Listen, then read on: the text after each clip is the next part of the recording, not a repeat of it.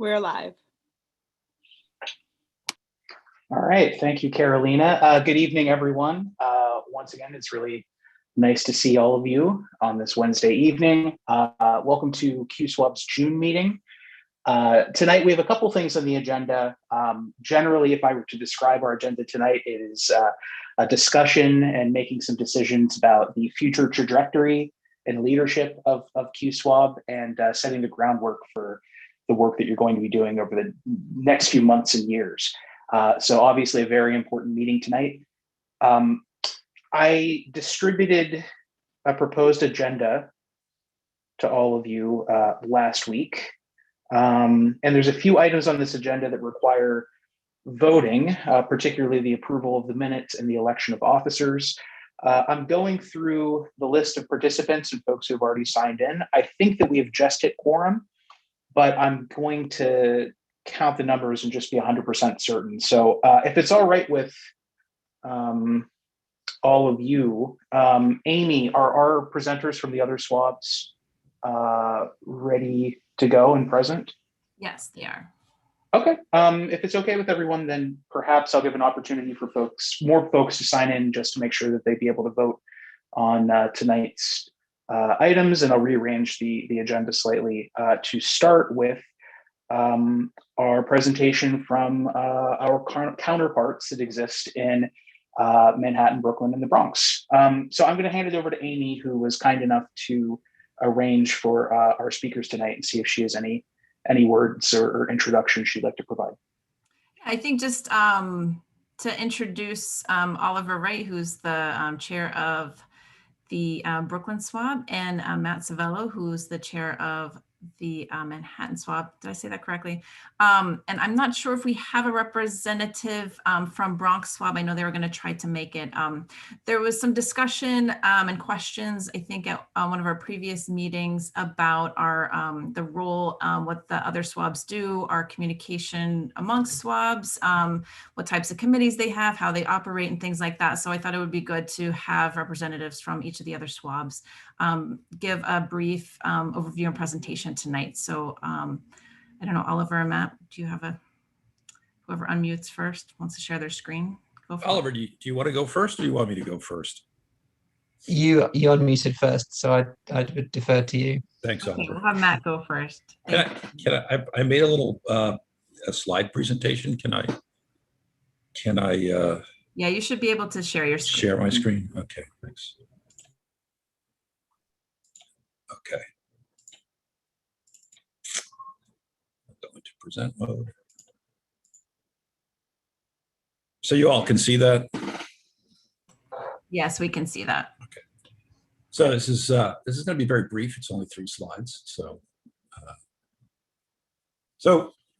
just to give you all some historic background, the swabs were created, I guess, by local law 19 of 1989.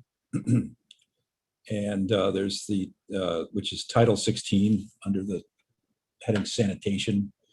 And the swabs are mentioned in subchapter 4 of under recycling advisory boards. And these were to be citizens advisory boards appointed from a variety of backgrounds for each of the boroughs. So each of the 5 boroughs were to have citizens advisory boards. Our swab has 38 members. That number is not fixed.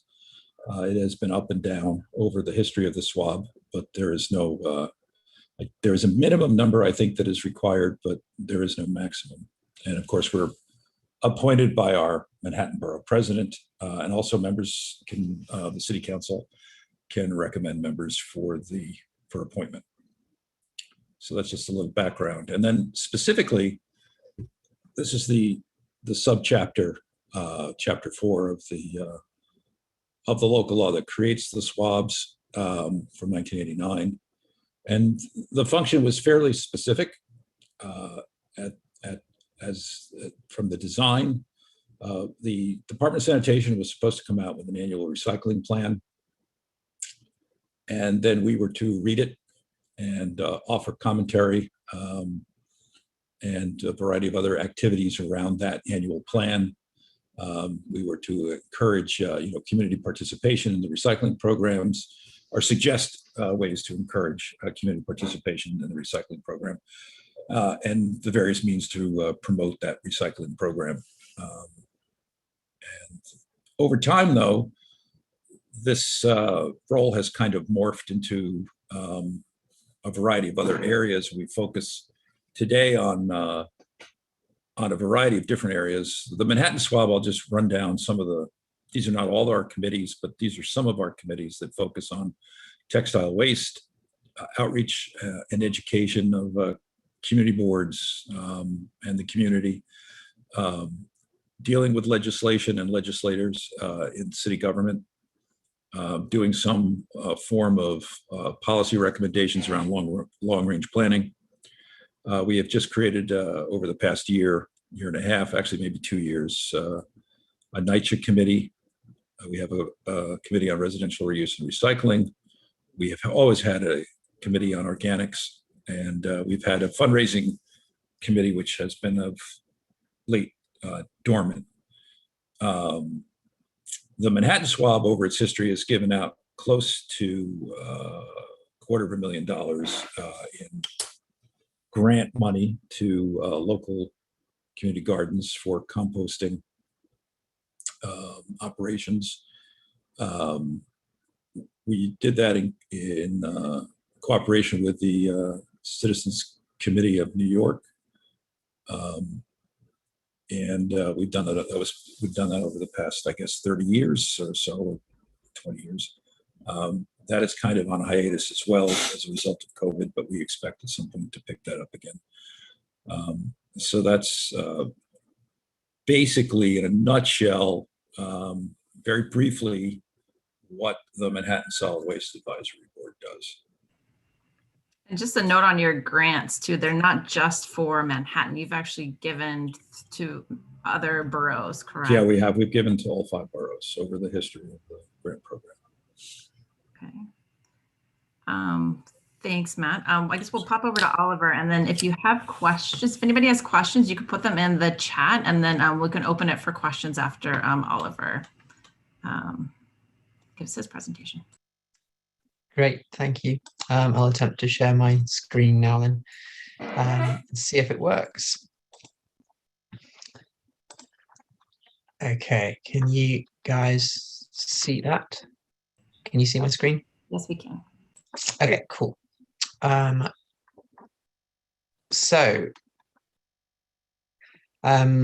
hi everybody. So my name's Oliver Wright. I'm the chair of the Brooklyn Solid Waste Advisory Board. I'm relatively new in the role. I only took over from Shari Ruckle, my predecessor, in May. Shari is now vice chair, so she hasn't gone very far, which is good.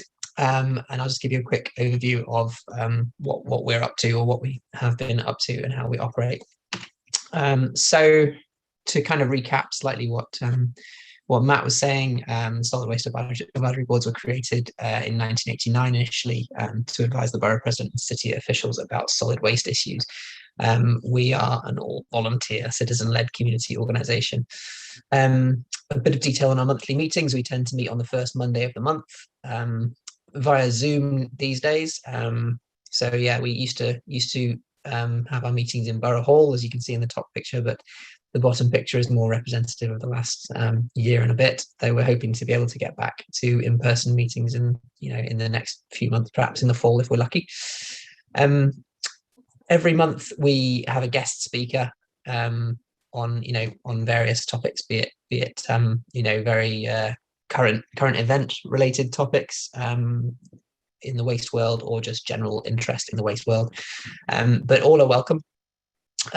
So numerous people attend Brooklyn Swab meetings regularly that aren't members. We currently have 20 members, and we're always open to more.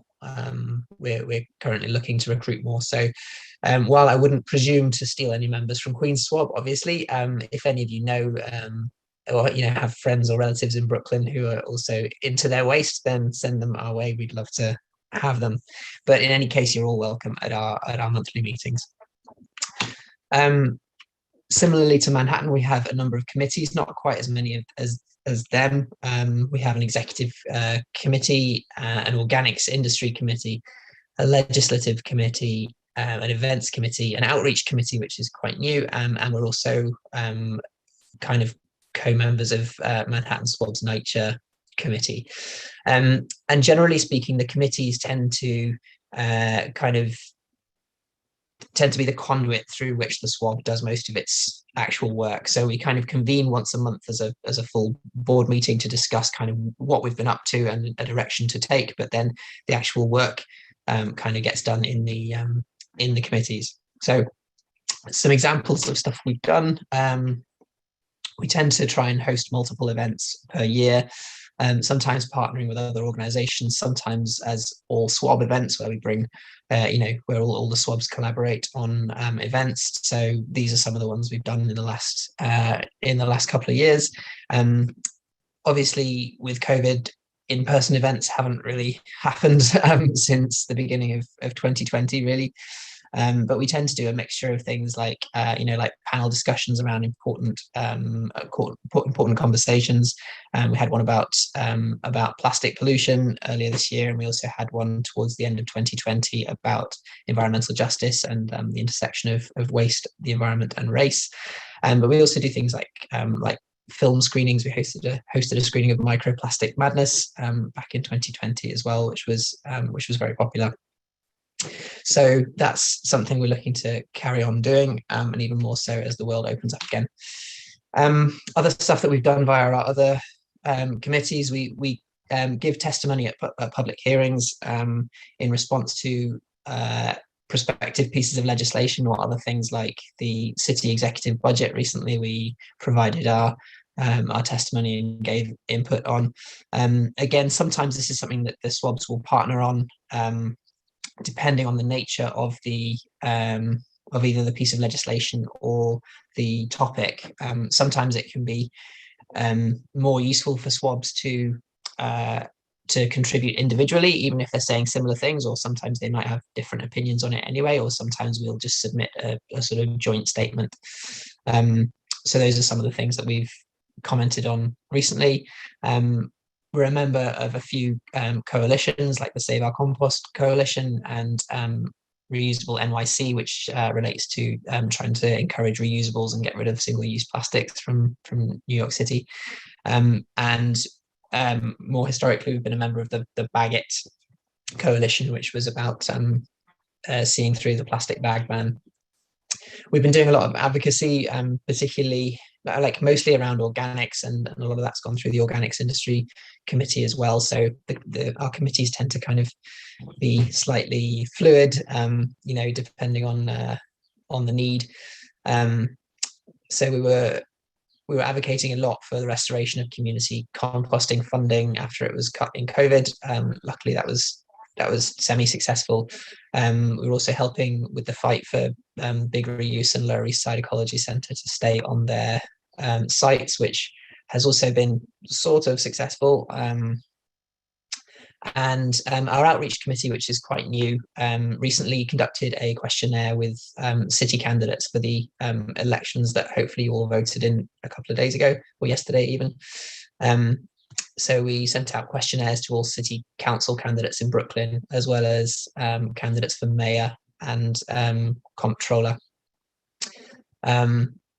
And we're also looking to do outreach to community boards, both to promote the SWAB generally and also specifically around organics, with curbside returning in the fall, as well as a number of other issues around local processing. So that's in its fairly nascent stages, but that kind of ties in with a general push that we're trying to make to be more representative of Brooklyn as a whole borough. There are still large pockets of Brooklyn that we haven't really, we haven't got any members from there. We haven't done a lot in there. So we're looking to just be more representative of Brooklyn as a whole. So the outreach will be a key part of that going forward. So that's about it. We have a bunch of social media and stuff, which, you're welcome to follow us on, and obviously drop us a line and come along to our meetings. Thank you. Thanks, Oliver. I don't know if anybody from the Bronx SWAB has joined. But yeah, so let's see. Susan. Hey, Amy, I'm here. Hi, Dior. Hi. Sorry, I'll let Dior speak. I'm sorry, I just popped in, so let me know what am I talking about.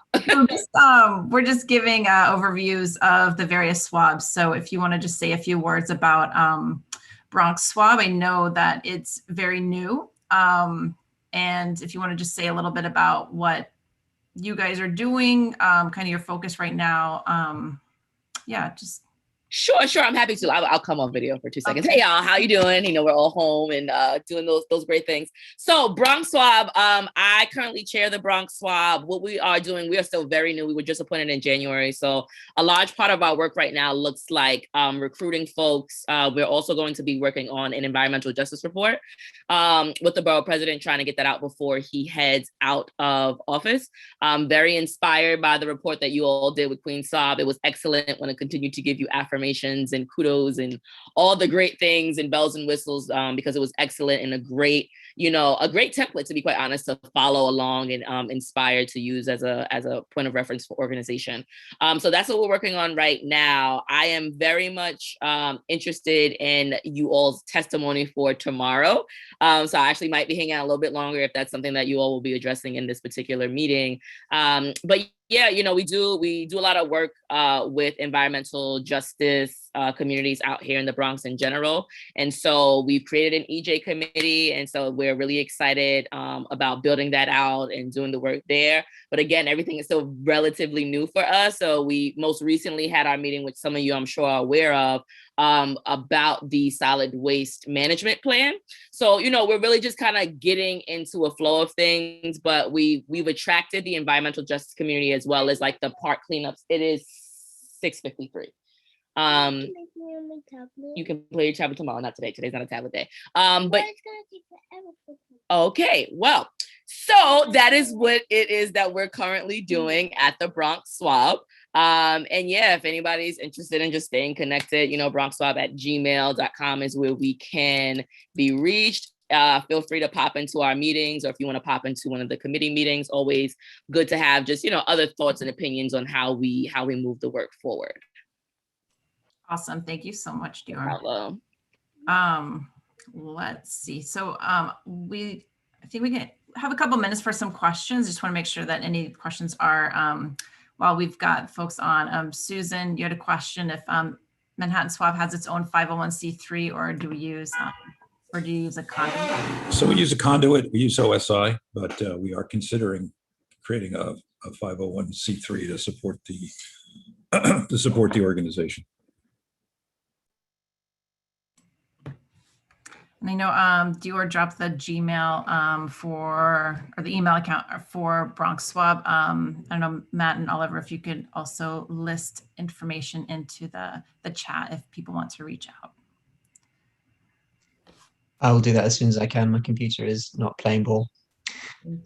But I just wanted to point out as well that Kendall put a bunch of other pertinent information related to the formation and of the swabs, and also the Citywide Recycling Advisory Board in the chat. That's all useful stuff as well. Thanks, Kendall. Yeah, Kendall, do you want to say anything? I know you mentioned Staten Island, and so there's not currently a active swab in Staten Island. I know, Kendall, you've have a lot of background in history, as well as some other folks that are on right now, but I don't know if you wanted to say anything. No, I've commented, some things in the chat. I'll leave it at that unless anybody has any questions. Okay.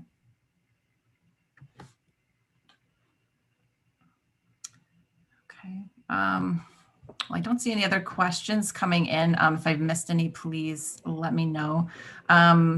So the other swabs are available for us as a resource. We do communicate. I've been sitting in, I guess, as interim leader with the other swab chairs to discuss some kind of between meeting stuff and all swab events. So we can talk about that involvement as well as time goes on, but that is something that we are in communication with each other and often support each other's events. And there's a couple that I can mention later on tonight as well that we can get to, but I will stop that there, and then we can turn it back over to Alan to get some to our items of business. Amy? Yeah, Andrea. I think I see in the Kat. chat Oh, sorry, I missed your question. that she has a question. Please. Thanks. I didn't want to just jump in, but thank you. So I'm just curious, in Manhattan particularly, have you all been able to tackle like takeout containers, like reusable nature of takeout containers? Like I went to my local Italian deli today and got some grilled chicken in a container, and it's like day after day. This is what me and, probably scores of other people are taking out. And so just any policy influence around that? Thank you. Yeah, we were deep in supporting a program for reusable cups and serviceware that you could bring to restaurants. This is prior to COVID, to takeout places to refill. That was all put on hold. I'm sure we're going to pick that up at some point. There's also an effort to opt into plastic forks and knives and napkins and things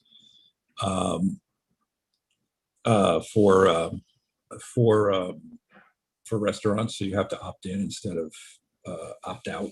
So if you don't ask for those items, there's an effort for that as well underway. In general, it's really, everything's kind of like up in the air because of COVID.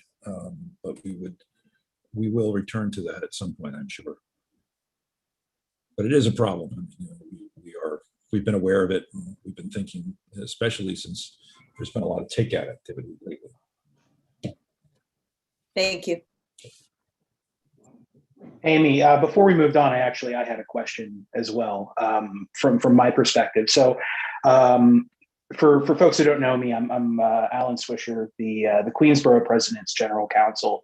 I was curious to hear from the other SWABs how they would characterize their ongoing relationships with the borough president's offices. I know that Bronx is fairly new, so that's probably a new relationship, but as we build this relationship between the Queensborough President's Office and QSWAB, I think it would be instructive for me to hear about ways that other borough presidents have supported SWABs in other boroughs that's been beneficial, things that can be done better, just so we know how to proceed with this relationship. So since I've had at least almost 2 years of experience with this, and prior to that, I've been on the, I was on the SWAB, I've been on the SWAB for, since 2016, I guess, as a guest and as a member. The Manhattan Borough President, and I'm just going to speak from experience, has been extremely supportive of the SWAB. And support is, often just moral support. Sometimes it's running, interference for other parts of the city government on our behalf, and helping us sort of obtain someone's ear, or at least speak to them. The Manhattan Borough President also takes us seriously. So, she often looks at our recommendations, and we often get traction with some of our ideas with her. And she does, when we were doing public events, she was always willing to speak on our behalf and appear and give us, it's really first and foremost, it's moral support. And then it's, running interference with troublesome sticky spots within the government, the city government, that need unsticking, if she can do it. I mean, sometimes there are impossible obstacles that you can't move, but that's really where, but the relationship is very, very friendly and very supportive. But in the past, not so. Sometimes there have been other borough presidents in Manhattan that have not been as thrilled with the SWAB. So it's from a historic perspective. So it depends. And yeah, just to chime in from the Brooklyn side, it's similarly sort of, it's very supportive in terms of what we do, without necessarily being that hands-on in terms of day-to-day engagement. We have a representative from the borough president's office who sits in on all our meetings, and we have separate meetings to talk about priorities and concerns from the borough president's side, and we share whenever we submit, whenever we give testimony on pieces of legislation or budgets or so on. We always share it with them, so they're aware of what our recommendations are, and so on.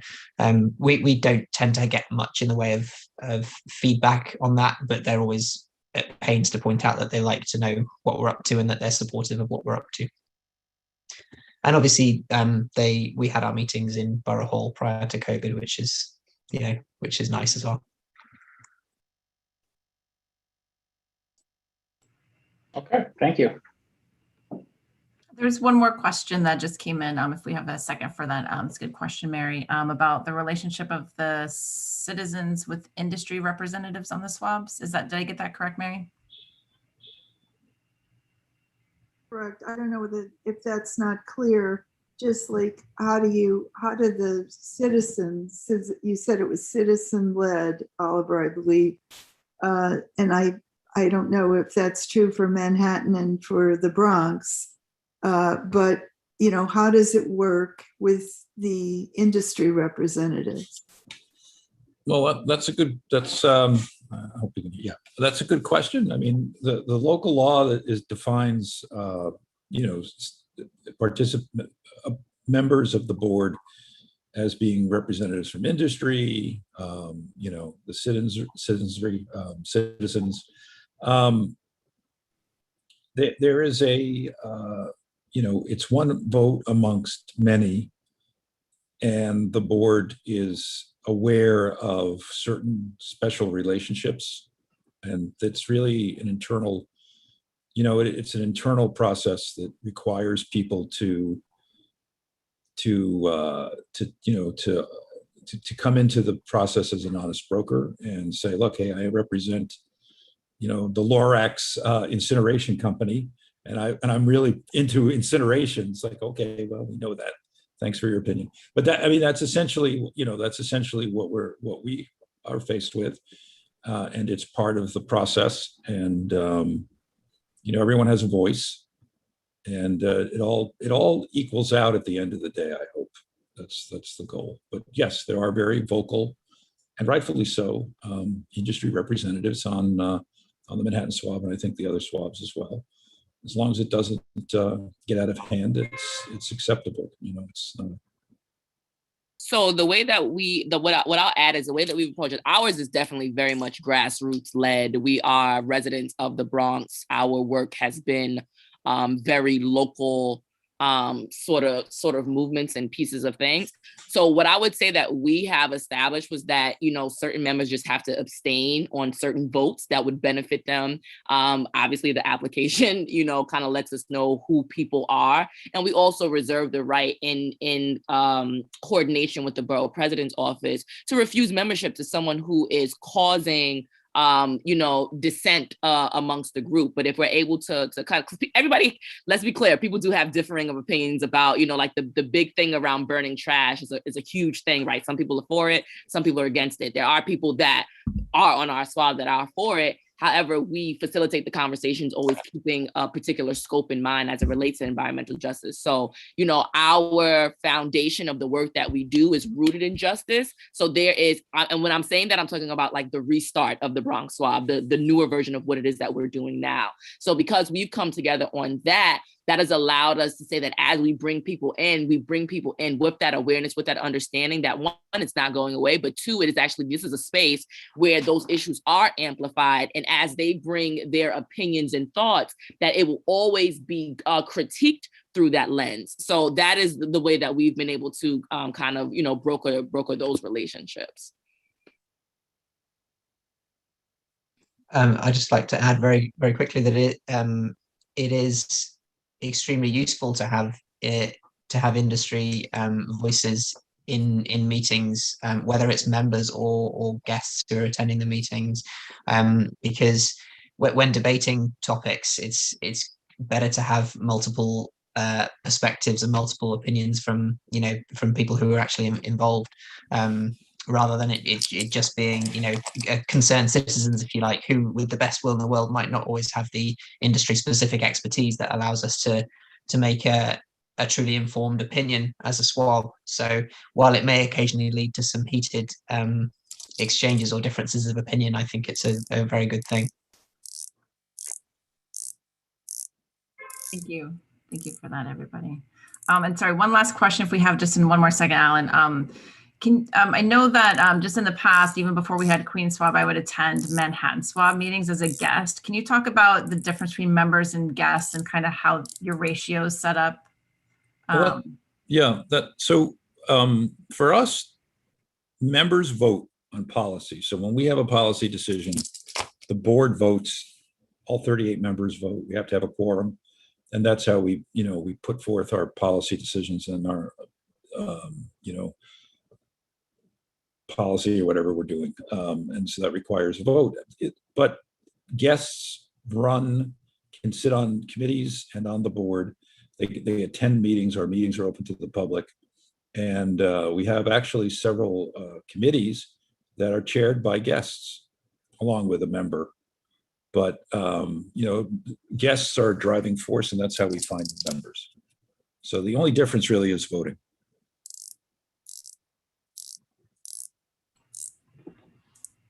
Okay, thank you.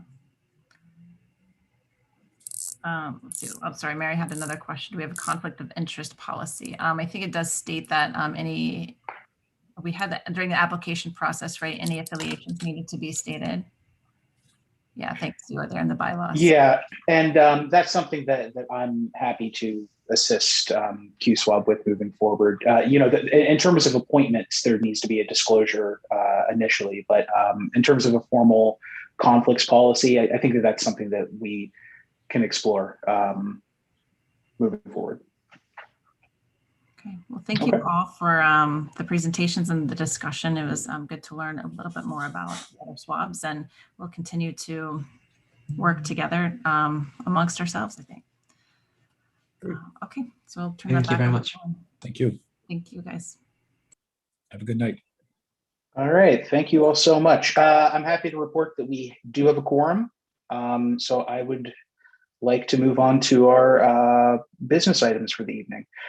The first item on the agenda is to adopt the May meeting minutes, a draft of which has been provided to the QSWAB members. Could I have a motion to adopt the May meeting minutes? I make a motion to adopt the May meeting minutes. Okay. Alan, yes. I had, just today, I had emailed you a few small factual corrections pertaining to things that I had said. I have not seen that email. Oh, okay. Well, I would approve the minutes, but with those changes, they're very small. Instead of the DEC approving 3 facilities last year, it was DEC approving 2 facilities in the last 3 years. And then there are 2 that are, these are waste by rail facilities. And then there are 2 that are on the runway. So that was it was just a small factual correction. And those were only with respect to things that you stated? That's correct. Okay, I think that's fine for us to adopt the minutes with Mary's corrections of her own statements. I think we still need a second, technically. Do I have a second to adopt? Second. I saw Bilal first, so. Okay. All right. So we already had a little bit of discussion. So all in favor of adopting the May meeting minutes with the aforementioned revisions from Mary Arnold, please say aye. Aye. Aye. Okay. Any objections? Any abstentions? All right. Motion carries. All right. Next item, and this is a very exciting, important one, is the election of officers. So we've received 1 nomination for each of the 5 executive board positions. Before I ask for a motion to adopt those, I do want to pose the question to the board if there are any further nominations for any executive positions.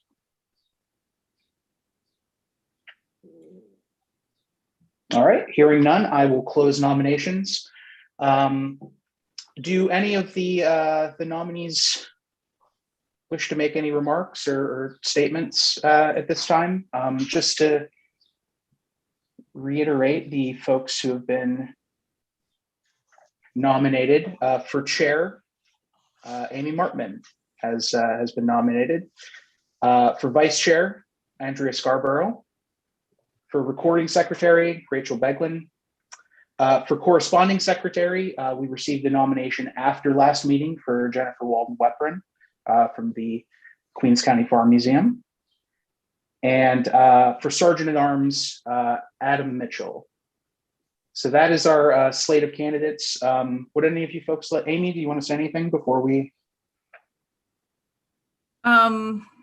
Well, I guess I appreciate the nomination and look forward to continuing this new iteration of the Queen Swab. It's been, a long 3 years kind of in the running. So I'm glad to have the additional support and involvement from everybody that's been here from the beginning and then everybody that's kind of come in along the way.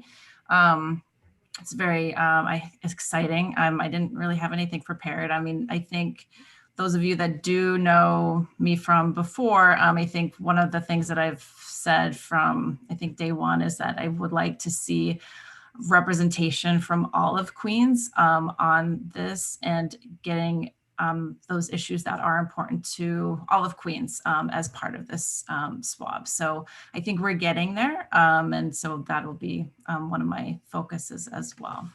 So thank you. Okay.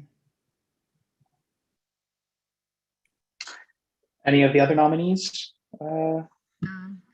Okay, I'll just say that. Andrea? Yes, I look forward to working with Amy. I've known Amy now for a number of years. I think she is going to make a fine chair. I look forward to being a part of her vision for QSWAB and carrying out and executing, making sure that happens, and look forward to working with everyone. And now that I know about Manhattan Swab and those grants, I think it would be nice for us if we can get to that point to be able to give out grants. So that's something to aspire to. Thank you all. Great. Rachel, anything you want to?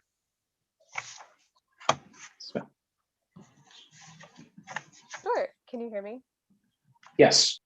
Great. Hi, everyone. So yeah, I've been a member of the Queens SWAB Organizing Committee since 2018.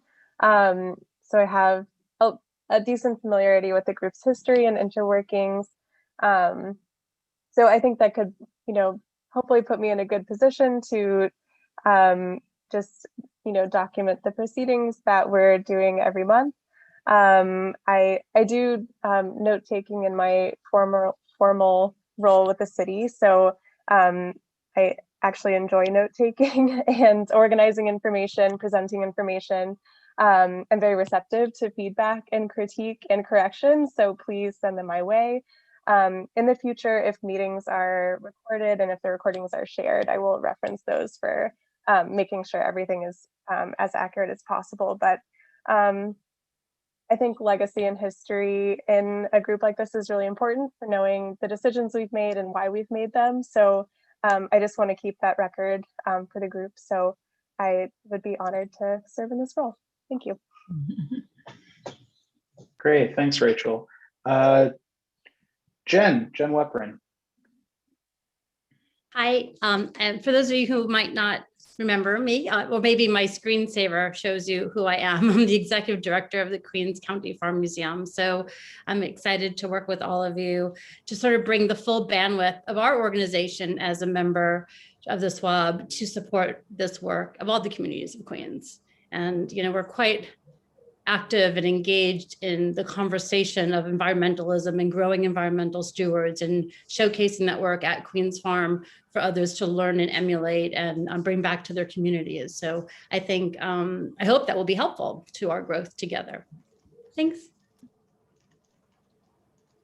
And last but certainly not least, Adam Mitchell. Anything you'd like to share? Thank you, Alan. I look forward to working with the Queen's Swab. I was a member in the 90s where our functionality was limited. So I am looking forward to a much more robust experience with this iteration of the Queen's Swab. Perfect. Okay, so to make this official, I will need a motion to accept this slate of nominees for the executive committee. I make a motion. I make a motion that we accept the slate. All right, Reverend Thorps, thank you. Do I have a second? I second that. Jasmine McPherson for second. All right, we can do a voice vote on this. All in favor of this slate of candidates, please say aye. Aye. Aye. Aye. Aye. Any opposed? Any abstentions? All right, it's unanimous. Congratulations, guys. This is very exciting. And on behalf of the borough president, I just want to say how excited we are that we're going to be able to work together. And I really think that this is a fantastic group of folks to shepherd QSWAB moving forward. So congratulations to all of you. Hand over to Amy. The meeting is yours now. I'm obviously going to stick around, but you should stretch your legs as chair. Okay, well, I know we have some discussion about public testimony, but I want to hold on that for some updates real quick. Just I have a feeling that might take us a bit of time to go through that portion of the testimony. I also wanted to talk about committees briefly and also future meeting dates. I know, let's see.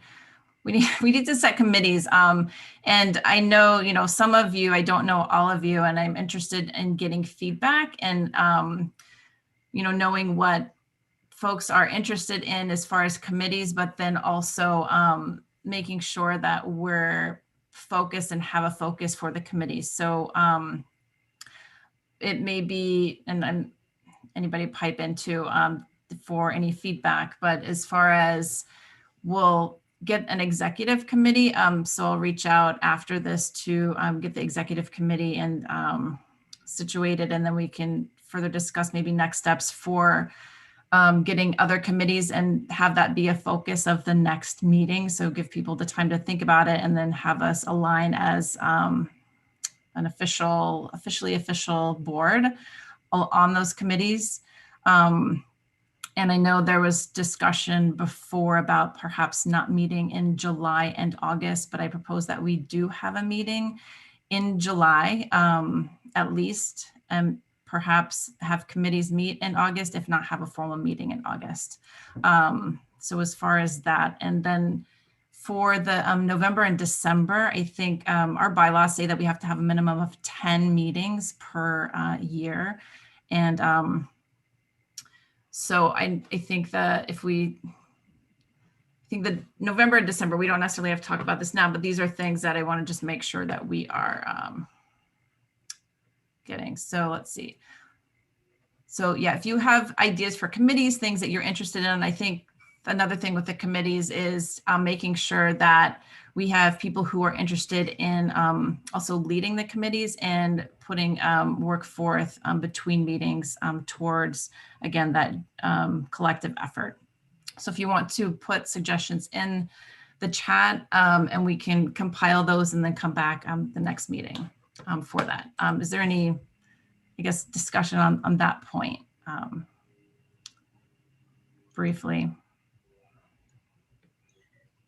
Amy, I see where Bilal in the chat indicated he's interested in working on environmental justice advocacy, maybe an environmental justice committee, just something to think about.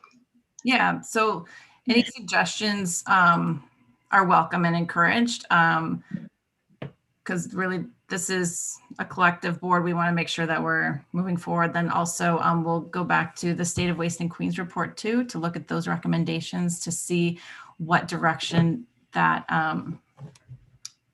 in areas that we're looking towards that as well. Okay. So we'll plan on July meeting then for that committees, and then there'll be correspondence between the meetings to establish the executive committee and then determine what the options will be for the committee, so we can get some activities and action started. A couple of things came up for the month of July. The Manhattan Swab is holding a NYCHA. Hold on, let me see if I can share this real quick. Sorry, I don't know where it is. I don't know if Matt is still on. Sorry, I thought I had it open. I do not. There is a NYCHA event hosted by the Manhattan Swab on Thursday, July 8th. I can send the information around. They're looking for volunteers to support with the event and representation from the Queen Swab. So if anybody is interested and available, we will send that information out by email, unless I can find it and send it in the chat here. Also, Diana Rose has graciously offered us a table and a presence at the Zero Waste Summer Swap event on July 11th. So if there's anybody that is available and interested to represent Queen Swab at that, I'll show you the flyer here. Can you see that? Zero Waste Summer Swap, it's on Sunday, July 11th. So if anybody is available and interested in representing Queen Swab, I'll send that information around as well. It would be great to have somebody available and present and share information about Queen Swab, and also get new interest and involvement from other community members. Okay, let's see. There was also a DSNY stakeholder engagement meeting about the compost restart. There was members of the Compost, and I'm sorry, I'm butchering the name, I don't recall. The SWAB chairs, and Andrea was also at the stakeholder meeting, and the other SWABs to talk about how best to engage with the communities and the opt-in that they're proposing. Andrea, do you want to give an update on that? Since you're here and you were there, so folks can hear from somebody other than myself on that. Okay, off the top, I don't have my notes on it, but I know one of the concerns on that was presented in regards to compost was the rollout, how the rollout will occur, how in terms of ensuring that we have as much inclusion as possible. What they told us is that the compost program will be once again targeted to the community board districts that already had it. So we have communities like District 12, which did not have it. However, we are indeed interested in having the program. We felt, or there was conversation around the fact that it needed to be broader. It needed to, in terms of when you look at EJ communities, it needs to be more inclusive. There needs to be more education around the compost program. And I think once you have that education, the buy-in will indeed occur. Amy, what else? What else? That was the main stuff. The reason they opted for the opt-in was that they want to be able to get the data for where it's in demand, so they can know where to better route trucks and make it more efficient. They wanted our support and feedback on their engagement and presentation for this opt-in and restart effort. As Andrea mentioned, we wanted them to take it a step further. So they're looking into that. So Right now, it's still going to be opt-in. It's also a matter of budget. They're only allowed or allocated a certain dollar amount to have this restarted. And they had a very short time window in order to kind of restart this. So, you know, maybe that's something that we can get further information on for to disperse the information and to see how we can better be involved with that effort, so we can work to increase the demand and where folks can opt in. Even if you're not in a district where it was previously, the curbside was previously rolled out, you can still say you're interested, and that also helps to feed in with their demand across the city. So we'll get some more information. There is another meeting at the end of July, another stakeholder meeting on that, so we can pass around, since we'll probably have more formal ways of getting input and sharing information. We can get that around and get input so that we can take to that stakeholder meeting. Yeah.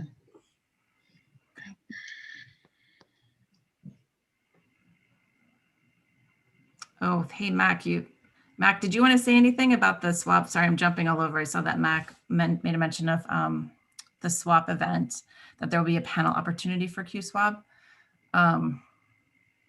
Do you want to talk about that, Mac? Are you involved with that event? I was just relaying the message for Diana. Awesome. When she sends more details over, I guess we could just send it out through the SWAB group. That would be great. Thank you. Okay, I think that was the main updates that I had. For additional information, we'll send information around. So let's see, we will.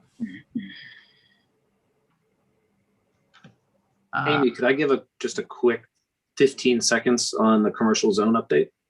Oh, yes, please. So there was a release of the companies who passed the first phase of the RFP. There were 48 or 49 companies, including Peter DeLuca's group, Waste Management, who's on the call with us today. And the other quote unquote outsider was the folks from Long Island that now I'm forgetting their name. Winter Brothers. Yes, thank you, Mary. And the expectation for the release of the second phase, which is really the meat and potatoes, the tofu and rice part, which is pricing and what you're going to do. So that's portions expected to be released in sometime in August.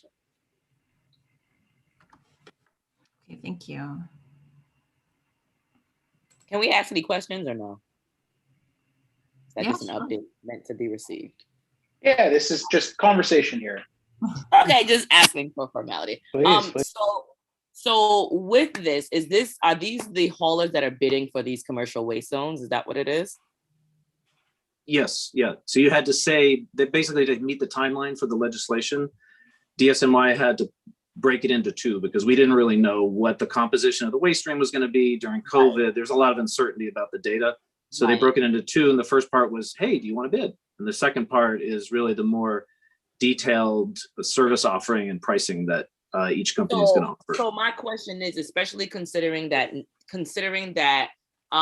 BIC is in the middle of creating this micro haulers license, what connection is being made with the commercial waste zones and micro haulers? Because my concern is the criteria for these haulers being selected for the bid, and I am unaware of what that criteria is. So I'm a little curious about how. Yeah, I'm curious about how they're actually going to be awarded, like based on what, because from my understanding, at one point there was some sort of advocating was that they need to be able to either hire a certain amount in the community, work with the community in a certain kind of way. Like that was a conversation. I, at this point, don't even know if that's even being considered as a part of their points for the RFP. So that was my main question, was about the criteria being approved. Kendall can provide some insight onto that. Yeah, I'd be glad to try. I mean, there are a lot of moving pieces to this, Dior, and a part of it's because it's been delayed. But so as Adam said, it was the RFP RFP process has been divided into sort of a pre-qualification phase, which they've just concluded, and then the full-blown RFP that will come out in a couple of months. Along the way, they've taken the law, and DSNY has to adopt regulations that implement all the details of it, and they have yet to complete that. They did the first 2 rounds. The first was to identify a map of the zones. That's done. The second round has not yet been fully completed. They took in comments a couple months ago, but have not issued the final regulations on that. And then there's supposed to be a third round of regulations that will address many of the issues that you just identified, which is collaboration with micro haulers, zero waste services, how you're going to provide a full range of services, customer service, all those sorts of things that are more sort of substantive and programmatic. And we haven't even seen the draft. The industry has not yet seen the draft regulation of those. And so it's a little bit of, trying to figure out DSNY's timing on issuing the second phase of the RFP when they haven't yet finished the full rulemaking about it. But if you go back to the law sort of outlines about a dozen categories of the things that haulers will be required to do. And one of them, to your point, is really providing full service so that that's going to be difficult for a micro hauler to do that specializes in organics or one thing or another.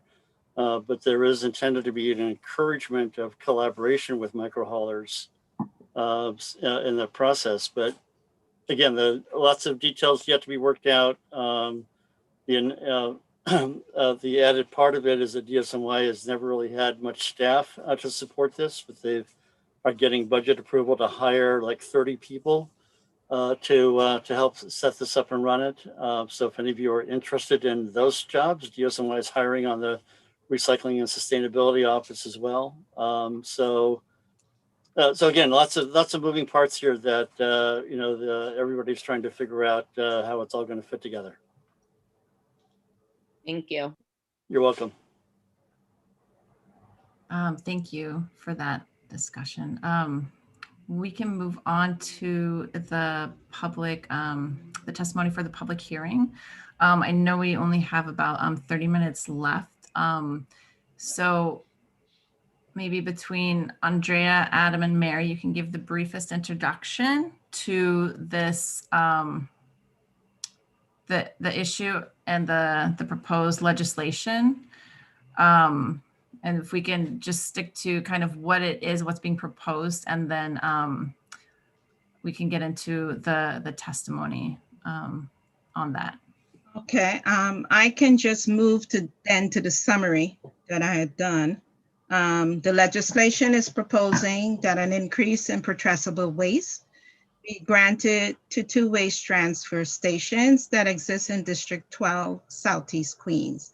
The waste facilities are American Recycling and Royal Regal Recycling.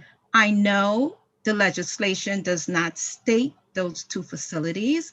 However, at meetings that I have attended where the author of the bill, our council member, indicated to us, the presentation was done by the waste transfer stations, and the follow-up by the council member indicated that there will be legislation being introduced to remove the cap because of the waste by rail. And I have folks on here that was at that particular meeting that can attest to that. The facility's intent is to move to exporting their waste by the rail system. Hence the reason why they're asking that the cap be removed. That's pretty much the nuts and bolts. Now I can speak to why we as a community do not want this. It's a community where I live. We are an environmental justice labeled community. The community is already overburdened with the amount of waste coming in that should not really be allowed. because it's an M1 zoned area. Of all of New York City, that I only know of two, which is the one in Southeast Queens and the one in North Brooklyn. That facility that is close to residents, which are deemed M1 zone facilities, exist. Most waste transfer stations, the rest of the waste transfer, they all sit in an M3 zoned area. I sent out a recent email that cited where it was in zoning, New York City zoning law. And I don't know if you guys had a chance to look at that. But in zoning resolution section 42-411, as I'm trying to respond to what Adam has said, in an M1 district, all such activities shall be located within completely enclosed buildings because they do not belong there. There are in M3 zoned areas, waste transfer stations, and they're open. They're not fully enclosed, but because it's M1 zoned and because it was grandfathered in and because it is next to a park and next to residents' homes, it should be fully enclosed. These facilities have 3 walls and a roof. When I looked in the dictionary as to how you define enclosed, I don't believe it's 3 walls and a roof. However, the facility has been allowed to exist because it's grandfathered in. And to allow the facility now to increase their waste, given the fact that it's an M1 zone, it shouldn't really be there to begin with.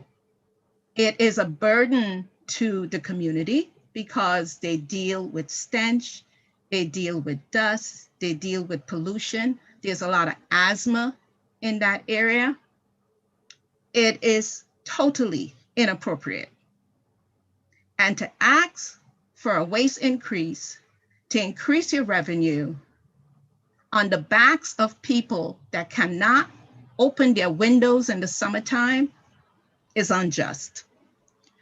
Some of the other reasons, and I'll go back to this. The intent of the Waste Equity Bill was to bring relief to 3 communities, of which District 12 was one of the 3.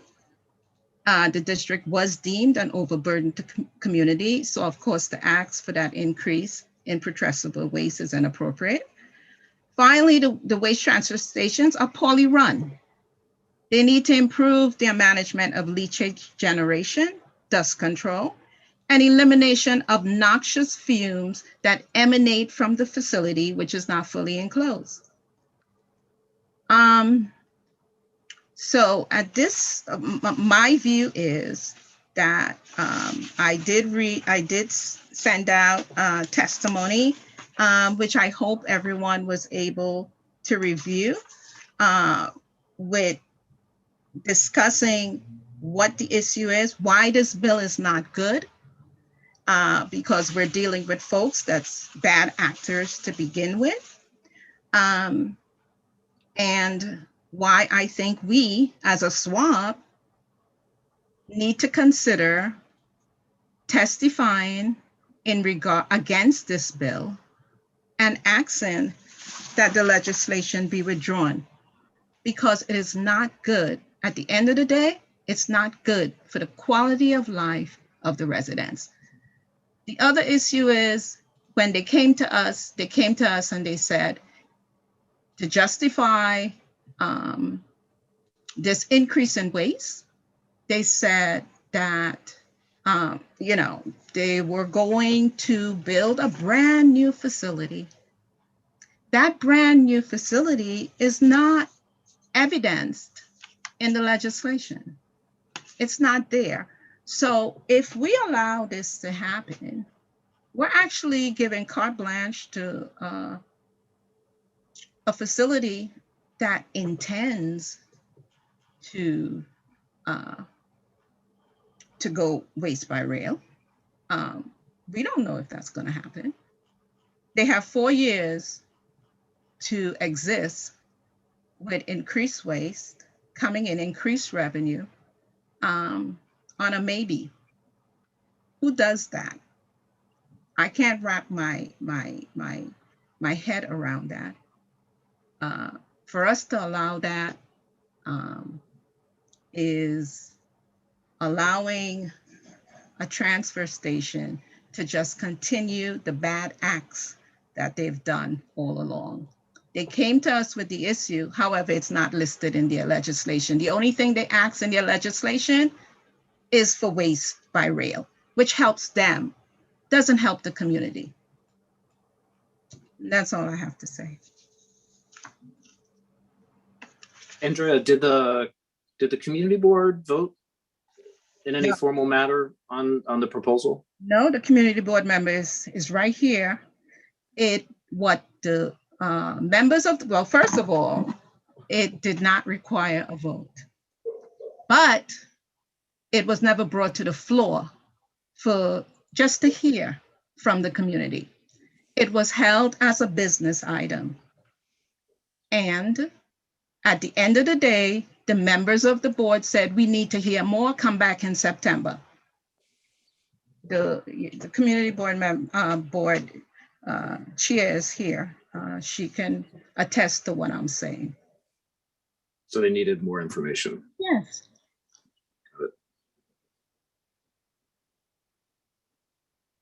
So I don't know, is my role as Sergeant of Arms to moderate the discussion, or is Amy doing that as chair? Alan, help us out here. Yeah, sure. I think that your role will become more pronounced whenever there's actual physical meetings. But I think that this was a discussion that was called by the chair, so I think that she should be moderating this for the moment. Okay.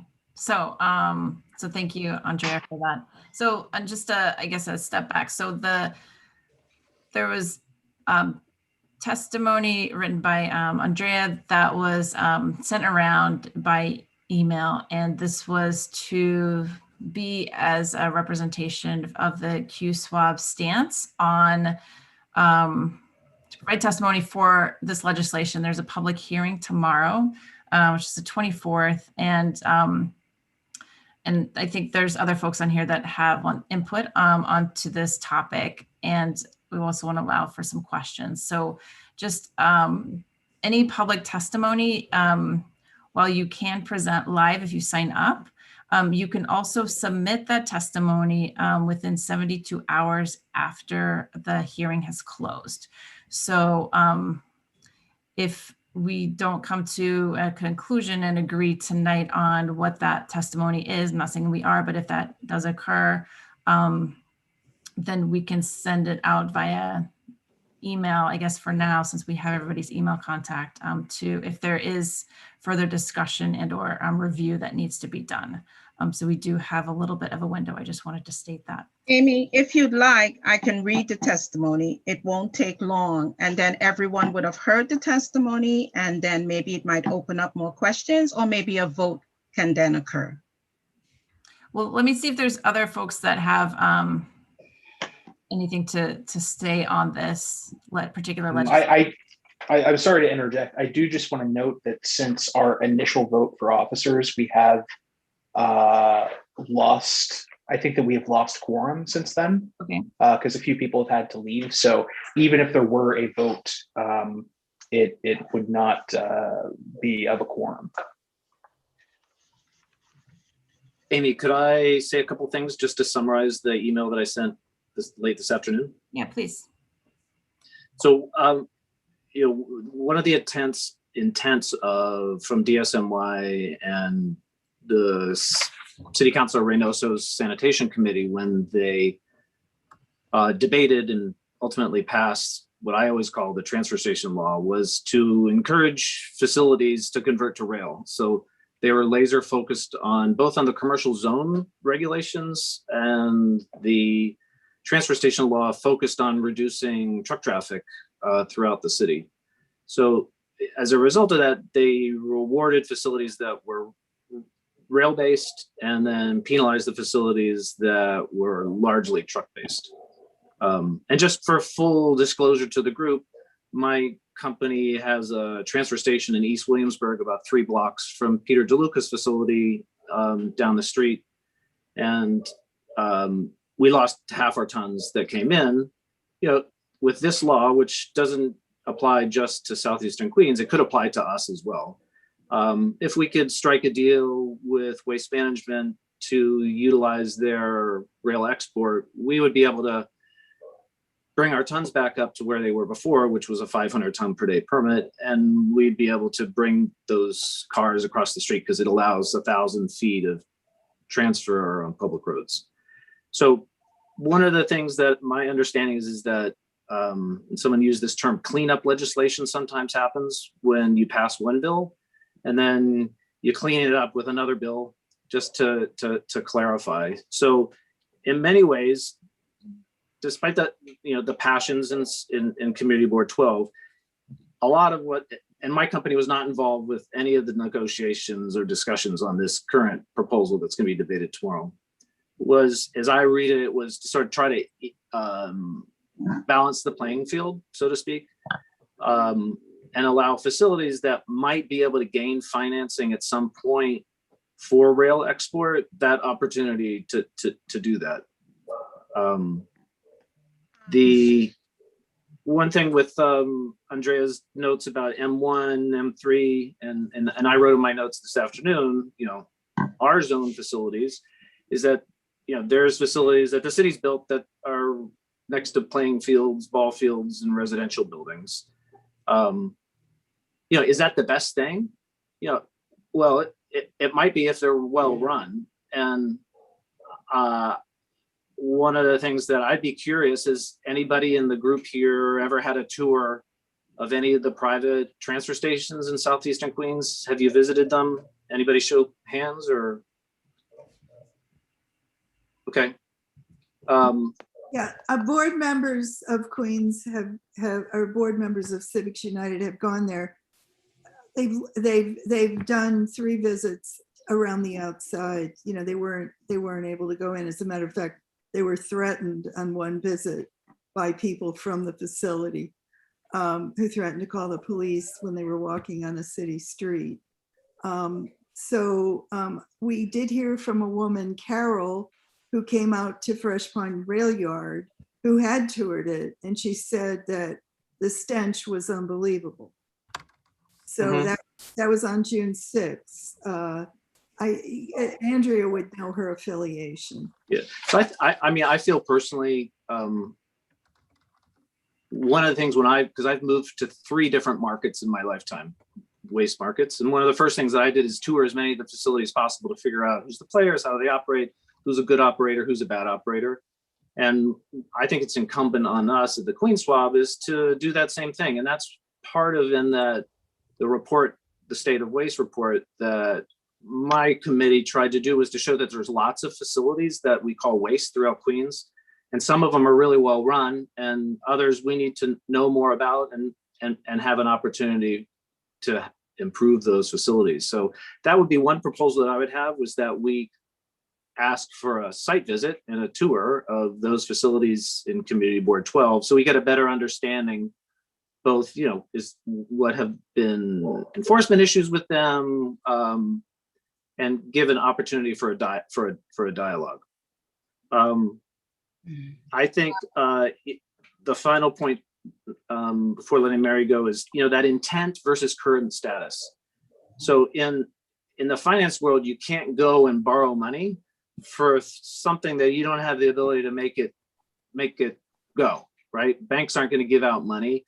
So there's this chicken and the egg thing with this cleanup legislation, where they're proposing that they give the private sector operator a period of time to build tons, make the business case, see if you can actually permit and do it there, and give them that window of opportunity. And it's interesting that they actually define that timeline, as opposed to leaving it open. So those are my points. I do want to remind folks that when trucks that were our customers at our facility in East Williamsburg, which is deemed an overburdened facility, when they don't go to us, they drive 3 blocks down the street to the waste management facility. So there's no elimination of waste. It just moves in different pathways through the system. And my final statement is one of the sort of the disappointing results of that legislation was that the most highly advanced construction debris processing and recycling facility in New York City had half its tons taken away because they didn't have rail access. So, you know, those are the kinds of sort of incomplete planning procedures that we've talked about a lot before, is that, you know, we sort of threw the baby out with the bathwater with Cooper Recycling, but maybe they could gain some of those tons back because they do sit adjacent to a rail spur there. Okay, So Adam. I welcome your comments. Yeah, first and foremost, the law has not changed around M1 zoning. Whether or not it's allowed, maybe certain exceptions are given. The law has not changed. If you live in an area that's M1 zone, it should be light manufacturing. It should not be a type of business that's supposed to exist in a heavy industrial use. You speak to your situation. You are M3 zoned. You don't live in an area near residence. So for you to look to expand and increase your waste amount is fine. But when you come to an M1 zone area where it should not even exist, why should we allow you to increase your waste? Sure, okay, you want to do waste by rail? First, fix your facility. Try to be a good neighbor. Be more compliant with your rules so that there aren't violations constantly. Where we saw through FOIL, there were several violations from DC. Fix your facility, be a good neighbor. And then maybe if you were a good neighbor, the community would be willing to give you an increase. But at this point, you don't belong there. You are M1 zoned. You should not have a waste increase, but what you should do is fix your facility. Hey, Andrea, can they asked for me to share it. You know, I'm not good with this stuff. I can send by email the testimony again. I can send it to you, Dior, but you have it. I sent it to you. Can you share it? Yeah, I can share it. I think if we could focus on the testimony and what's. Can I read it? I think because we don't have a quorum right now, we will send it out again via email to see if there's comments or changes that are requested.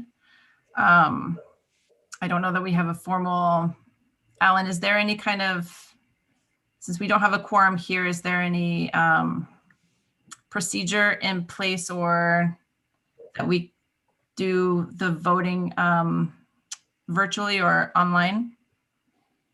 Not officially. I think that for this, you know, I think that it would be in the chair's discretion about how to proceed with that. I think that at minimum you would want to look for, you know, majority support.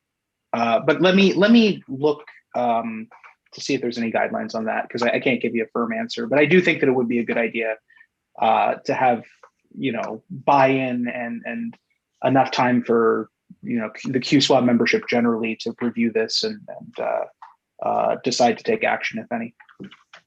Amy, could I just say a few words? You're talking about, just as Adam said, you're talking about an issue where they haven't promulgated standards for this, for the facilities, for the containment and everything, except for waste management. When this got started in 2008, that's what sanitation did.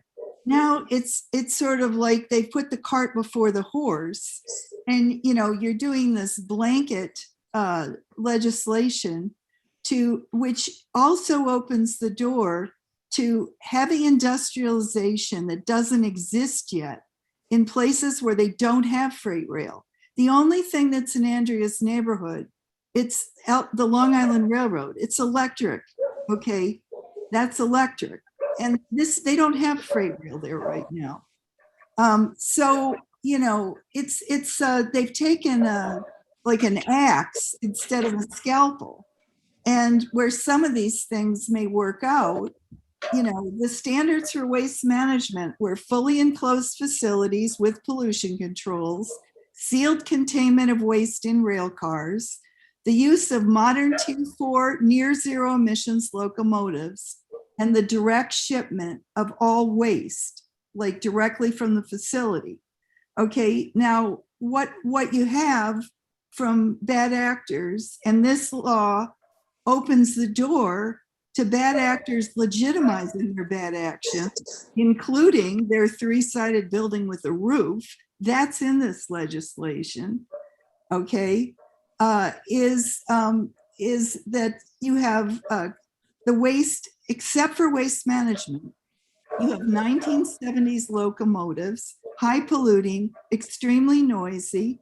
You have C&D hauled in open rail cars, emitting waste blow-off leachate odors, okay? Just like a transfer station does, except it's on wheels. And, you know, you have the three-sided buildings with the roof. And they're legit, you know, like you're just opening the door, you're lowering the standards. Waste management had to do this. Why now is it okay for others to have a lower standard? And standards that have been existing, that communities in CD5, like where my family lives, with the rail yard, where all the waste comes through, and every other rail car coming on and off Long Island. And we've been complaining since. Sorry, Mary, I don't want to interrupt. I know this is a pretty, there's a lot of aspects to this issue. So this is a blank check. To say something. Premature. It should be withdrawn tomorrow. And the QSWAB, if we're going to do anything meaningful, yeah, I mean, we should be asking for that. There it is. There it is. Yeah, just to clarify, a three-sided building is for construction debris management. It's not for putrescible waste. Okay, I don't care. My point exactly. Which unfortunately is sort of step up. Putrescible waste is what's sitting there along with C&D. My point exactly. It doesn't say just C&D. It says three-sided building. They wouldn't be allowed to have a putrescible waste station that's open-sided. That's a DS. In here, sorry, I'm just gonna pipe in here. So we're coming at time for our meeting. Bilal has asked to say something. So if you would like to unmute yourself and go ahead, and then we'll need to wrap up, and then I'll go over next steps about what we'll do for this testimony. Sure. I mean, I'll just be very, very, very brief. This issue is not something new in Black and Brown communities. I hope everyone understands that. Waste management and solid waste issues have been happening, not just in New York, but in Houston. The father of environmental justice, Dr. Robert Bullard, wrote about the Dixie. It has happened in North Carolina. This is nothing new.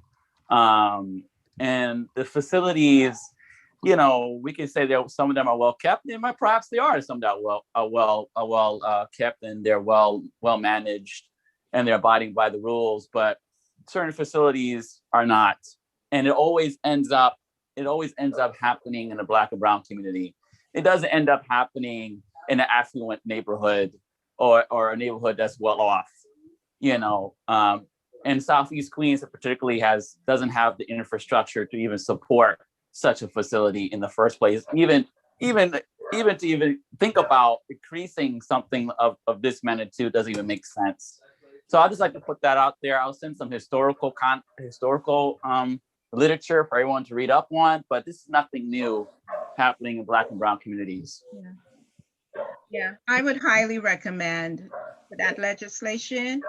Yeah, I get it with the waste by rail, but it should strictly be targeted to M3 zoned areas, certainly not M1 zoned areas where it should not exist and where it sits right next to where folks live, to a park. Do Do we know if DSNY has a public opinion about expanding rail access for private waste transfer stations or public ones? I don't know. Does anybody know that? Well, when they set their standards, they set them, as I said, for waste management. And those are the standards everyone should have to meet in 21st century New York City. I know you guys upgraded your facility, you know, I mean, it's what's happening now, it's primitive. Yeah, I guess we're going to find out tomorrow what DSNY's position will be. Amy, I see Ruth put in the chat about voting on the testimony. Yeah, so what we'll do is I will share the testimony again in a fresh email chain as a Google Doc. If there are comments or any thing like that, you can put it in the Google Doc itself. We will review. I'll put a time. Sorry, I don't have it in front of me. Andrea, what time is the hearing tomorrow? Is it noon? 10 a.m. What time? 10. 10? Okay. So I don't know if we'll have this solidified by then, but we'll at least have testimony from QSWAB. I would like to maybe put a noon deadline on it if possible, unless there's other thoughts. Otherwise, just when to cut off the time, I want to give people time to look over and submit it. And then we could put a poll out to all members to vote yes, no, or one more thought. So it's, you know, the group that operates this facility, we don't know, we have some neighborhood experience with Andrea and what she's talking about, but we don't have the paperwork from their enforcement actions. We don't know what they've done to fix those. We don't know what DSNY's position is on this after they encouraged rail export. There's quite a few different issues here on the table that, and I understand and I get it. You know, it's from a gut reaction. There's one decision here. From a comprehensive solid waste planning process, there's another one happening here. Understand and hold on, sorry. I know there's a lot going on in here and we're at time. I want to be respectful of that. This is an issue that I think needs to be addressed and discussed very, you know, in greater depth. I think in the future, this is something that would be taken up within the respective committees for consideration by the QSWAB, I think with more time. Unfortunately, we don't have that. From the discussion, it does seem that there needs to be some form of public testimony put forth by QSWAB. We will send that out by email. We'll do that right after this meeting. Hopefully everybody that's on here can take a look. And we'll send out a poll in order to vote. If you have questions, there'll be a spot in there for that. We can try to get information answered as quickly as possible. Thank you. So, yeah, so and I know there's a lot more to say and a lot more regarding this issue, but we are out of time for tonight. So thank you, everybody. We'll continue this offline. We'll get together an executive committee, but in the next week or so we can start working towards committees and start working towards that greater cohesive vision for the QSWAB, and so we can all kind of move towards that together. Thank you, everybody, for being on. If you have any other final comments, please put them in the chat and we'll capture those. So we'll leave that open for a few more minutes, but thank you, everybody, for coming tonight, and we'll get this out shortly. Okay, thank you. Good night. Good night.